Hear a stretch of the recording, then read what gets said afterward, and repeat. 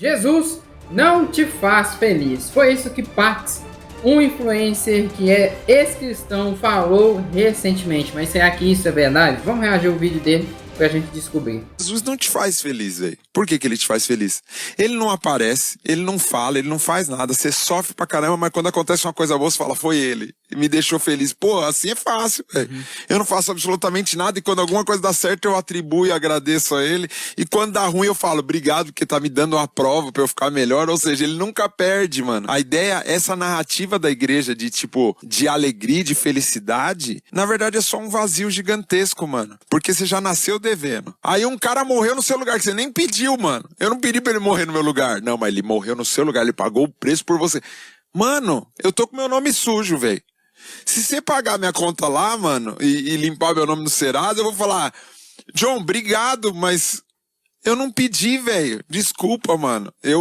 Na hora que eu pudesse, eu ia resolver. Não, agora você me deve e você tem que fazer. E você tem que agradecer. E você entende que, tipo assim, você já nasce com um peso, mano. Você já nasce com uma cobrança de, tipo assim, não, mano, eu tô devendo, eu não mereço, eu não posso ser feliz. E aí você não pode mesmo ser feliz, porque transar não pode, que é pecado. Beber não pode, que é pecado. Balada não pode, tatuar, não. Era muito fácil saber o que era pecado. O que é pecado, mano? Te faz feliz? Faz, pecado. Tome a tua cruz e me siga. Você tem que se lascar, velho. Então olha que loucura, mano. É um ciclo vicioso, absurdo. A primeira coisa que eu quero dizer aqui é que ele foi péssimo no exemplo dele, né? Porque afinal de contas, quem que tá com uma dívida e uma outra pessoa paga a sua dívida não iria ficar feliz. Eu quero saber de você. Se acontecesse isso com você, você tá com uma dívida, chega alguém do nada, paga a dívida pra você, você ia ficar feliz ou você ia ficar triste? Eu acho que o Pax aqui, ele é o único que iria ficar triste com isso, né? Ele... oh, paguei sua dívida, oh meu Deus, que tristeza, você pagou minha dívida, e agora? Eu não queria que você pagasse minha dívida do nada, misericórdia, porque esse é o exemplo que ele acabou dando, né? Misericórdia. E aí, queria que você comentasse, o que você acha? Você acha que o exemplo dele dá certo? Você também acharia ruim de alguém pagar a sua dívida? Porque o Pax acharia, mas a situação do Pax era muito triste. Eu lembro que antigamente, lá quando começou os webcrentes bombar na internet, eu via os vídeos do Pax, né? Ele tinha ali aquelas sketches de humor, ele cresceu junto ali com o Tô Solto, né? O Vini do Tô Solto e tudo mais, toda essa galera cresceu ali naquela época. E ele era um cara cristão, fazia vídeos criticando a igreja e tudo mais, mas acabou se desviando por uma ideologia política, né, que foi influenciando ali a vida dele, né, os sistemas políticos são muito perigosos, e aí ele chegou nesse nível. Mas o cerne dessa fala aí dele, né, o que provoca essa fala aí dele é um pensamento, né, que motiva, parte de um pressuposto, que é o seguinte: se te faz feliz, é pecado. E essa frase, ela vem da mesma raiz, que é o seguinte: não é errado se te faz feliz. É esse que é o cerne aí do próprio Pax, e provavelmente é o cerne de muita gente que está dentro da igreja, que talvez ainda não desviou, mas pensa igual. Mas afinal de contas, tá certo isso que o Pax está falando? Se faz a gente feliz é pecado? Ou então é errado se te faz feliz? A primeira coisa que eu quero é desmistificar essas frases, né? Como por exemplo a frase não é errado se te faz feliz. Um exemplo que eu quero dar é alguém que comete abuso emocional com uma pessoa. Isso pode fazer ela ficar feliz, mas a outra pessoa não. Mas faz a pessoa que comete abuso emocional ficar feliz. Então ela está necessariamente errada de fazer isso com alguém, mas afinal de contas ela não fica feliz com isso? Ou uma pessoa ali que agride alguém. Talvez para ela agredir alguém seja algo que a deixe feliz, que lhe dê prazer.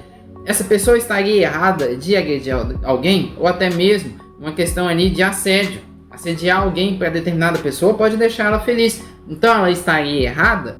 Uma das coisas que eu quero chegar é que nem tudo que a gente acha que vai fazer a gente feliz, vai de fato fazer a gente feliz. E nem tudo que a gente acha, nem tudo que nos traz felicidade é de fato legal e lícito pra gente.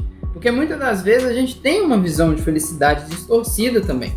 Então, por mais que o Pax ele tenha essa visão e ele coloque essa frase, há uma problemática muito grande nessa frase.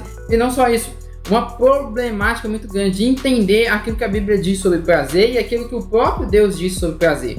Porque é um engano diabólico achar que, por um exemplo, a Bíblia é contra a gente se alegrar, a Bíblia é contra a gente ter prazer. Muitas das vezes isso acaba chegando na nossa mente, até mesmo por conta de uma espécie de pregação que a gente tem nas igrejas hoje. Só que, se você for ver, a Bíblia não é contra a gente ser feliz ou a gente se alegrar, porque senão a Bíblia não falava que a alegria do Senhor é a nossa força, a Bíblia não falava alegrai-vos sempre no Senhor, outra vez vos digo alegrai-vos no Senhor, e a Bíblia não falava de algumas coisas, como por exemplo, você ter prazer ao fazer uma alimentação, você ter prazer ao dormir, ou você ter prazer ali em namorar a sua esposa, alguma coisa assim, senão não teria nem livro de cantares. Então, muitos cristãos não têm um bom entendimento sobre isso. E aí que entra o segundo pensamento dele, que é errado, que é a ideia de Deus ser contra o prazer. Mas será que afinal de contas Deus de fato é contra o prazer? A gente deve lembrar que quando Deus criou o homem, Deus colocou o homem num jardim. E esse jardim chamava Jardim do Éden. Éden significa prazer. O homem foi criado para viver uma vida em um lugar de prazer. Isso mostra que Deus quer nos ver bem, sim. Essa que é a questão, porque senão Deus não colocaria ali o homem no Jardim do Éden ou no Jardim do prazer. Ele simplesmente faria o homem, colocaria o homem ali num lugar ruim e pronto. Mas não, era um lugar onde ele teria um relacionamento com Deus, ele teria um relacionamento com as pessoas e tudo ali seria bom, iria bem.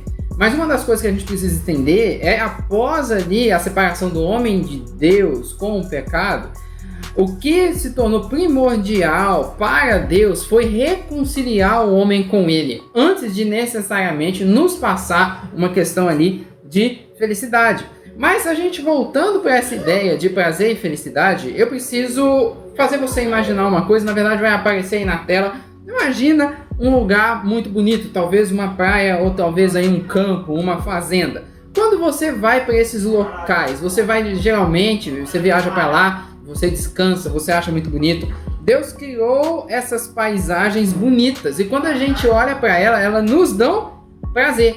E muitas das vezes são os locais onde a gente imagina e a gente queira ali passar férias, passar um tempo e tudo mais. Mas imagina comigo, você indo passar férias nesses locais e chegando nesses locais você tem uma brilhante decisão. Você fala assim, cara, trabalhar é muito ruim, acordar cedo é muito ruim, estudar é muito ruim, ter todos os meus afazeres é muito ruim. Eu vou parar de trabalhar e vou viver só aqui e, inclusive, eu vou ficar aqui só curtindo. Eu vou curtir e nunca mais eu volto a trabalhar. Eu vou ficar aqui deitado na areia da praia ou aqui deitado no campo, olhando pro céu, olhando pro verde e não vou fazer mais nada. Você pode fazer isso. Mas vai passar dias e você vai começar a ver que você vai passar dificuldade. Você não vai ter as coisas para fazer, não vai ter as coisas para suprir as suas necessidades básicas, você vai começar a passar fome, você vai ver que você foi um irresponsável.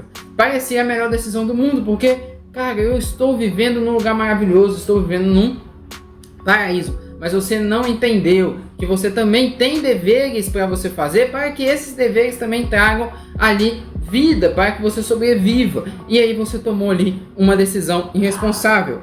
Esse é o problema do pecado. Essa é o engano da felicidade do pecado. Ela faz você crer que você será feliz, mas ela acaba te matando. Ou seja, é uma coisa maravilhosa você viajar e ficar num local, mas será que é uma coisa maravilhosa você viver, decidir viver sem trabalhar, sem fazer nada, só ficar à toa ali naquele local? Uma hora isso não vai reverberar bem na sua vida. E é isso que a gente precisa entender. E aí o que falta também da gente ter consciência, de acordo com aquilo que a Bíblia diz, é que a Bíblia ela não é contra a gente fazer as coisas, ou ela não é contra a gente ter felicidade.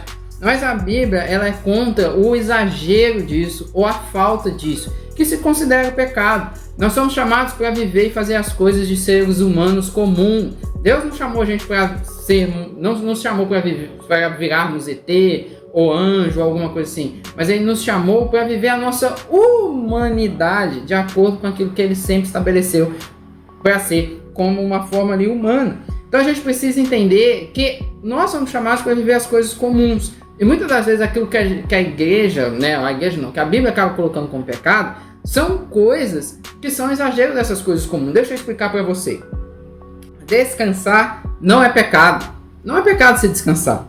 Mas descansar demais é pecado, que é a preguiça. Você descansar demais, não ter tempo para fazer nada, isso estiver prejudicando o seu trabalho, a sua forma ali de você conseguir algo para comer, é preguiça. E preguiça é pecado. Mas ao mesmo tempo você ser super ativista e não descansar. Trabalhar, dormir só 4 horas por noite, nunca ter um tempo de descanso, nunca ter tempo para você, para passar com as pessoas que você ama, para sair, para ter um lazer, também é pecado. Comer não é pecado, mas comer demais, que a gula é. Mas ao mesmo tempo, não comer também é.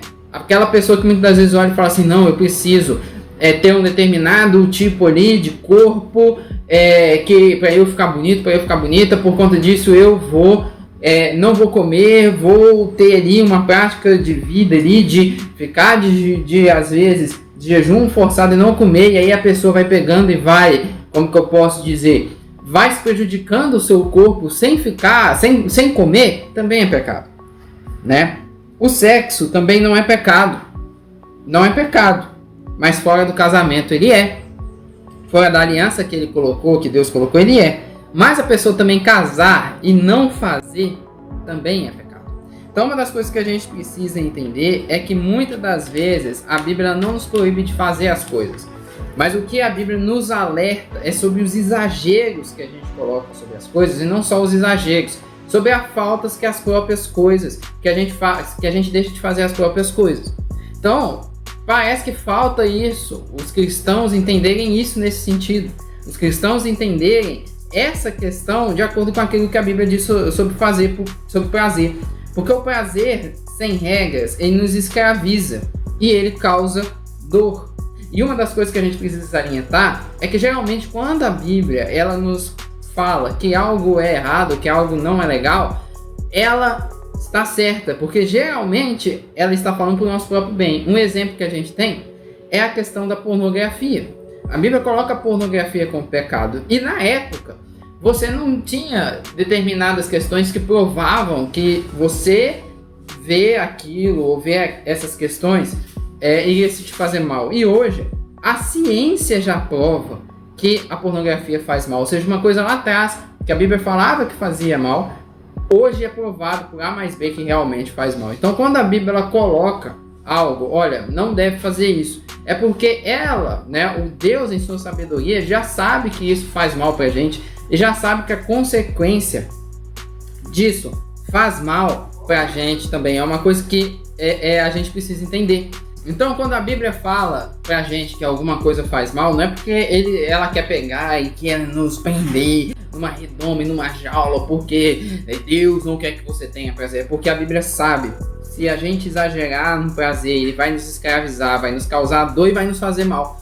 Então ela quer que a gente viva as coisas, mas viva as coisas no ponto certo, para que isso nos faça bem e para que a gente consiga viver a vida da melhor maneira possível. E aí a gente entra no terceiro ponto que eu preciso falar aqui, que é a mentira do marketing.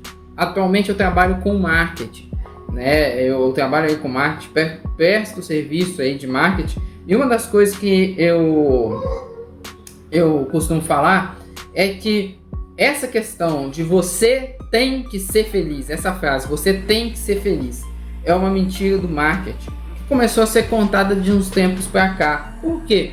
Porque é uma questão que eles querem colocar para vender. As empresas, elas não vendem produtos, elas não vendem muitas das vezes as necessidades que os produtos eles vão suprir. As empresas, elas vendem felicidades. Quando você pensa em comer um hambúrguer, você não está querendo comer um hambúrguer só para matar a fome. Você está querendo ter um prazer com aquilo. Quando você vai pensar em comprar um celular, hoje você não pensa em comprar um celular por conta do celular em si, mas você pensa na felicidade que esse carinha aqui vai trazer para você, porque eles vendem felicidade. Então a gente tem essa questão tipo assim, eu tenho que ser feliz, aí a gente começa a procurar as coisas e começa a querer gastar e comprar as coisas em busca de procurar felicidade. A gente começa a ter um estilo de vida que revela status, igual por exemplo ele falou ali da balada também, porque a gente está procurando uma felicidade.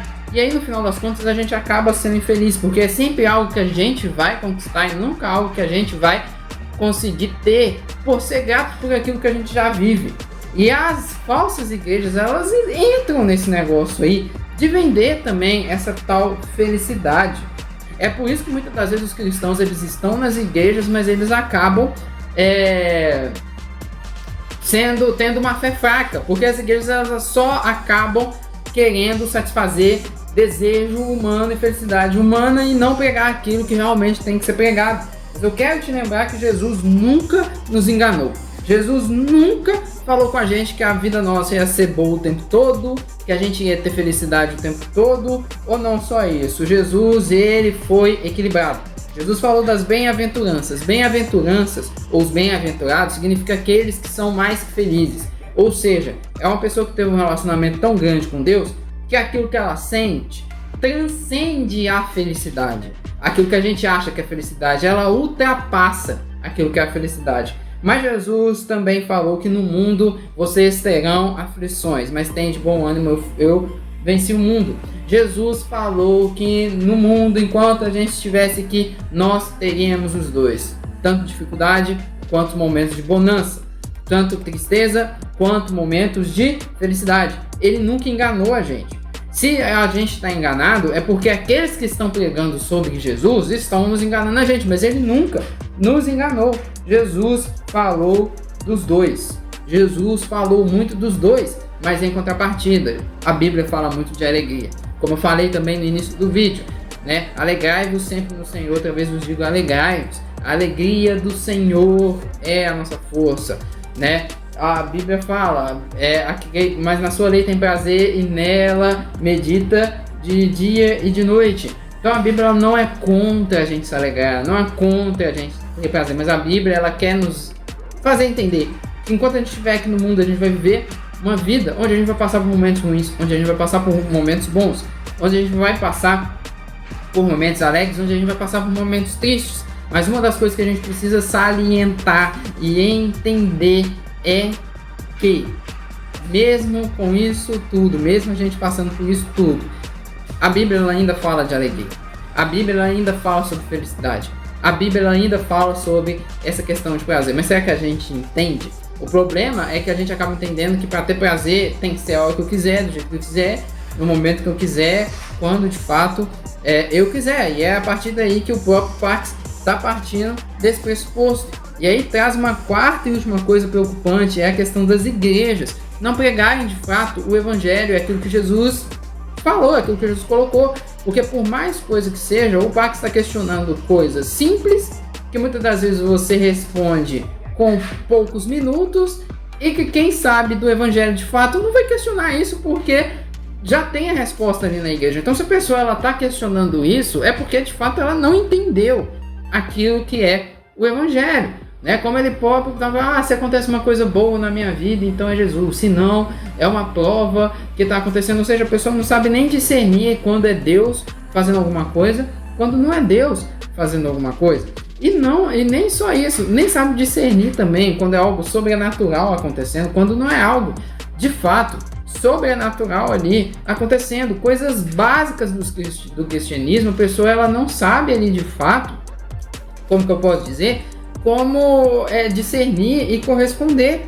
E aí as igrejas elas acabam não ensinando, e muitas das vezes elas têm só mensagem emocional, inspirativa, mas a substância mesmo, que é a palavra de Deus, não acaba sendo pregada. Aquilo que de fato é o evangelho, um estudo bíblico mesmo, feito de teologia, não é pregado. É só você vai vencer, você vai avançar, você vai conquistar, você vai ter, você vai conquistar. Aí isso daí é discurso de coach, e não tem aquela questão realmente de falar o que Jesus fez, falar o que Jesus falou e pronto.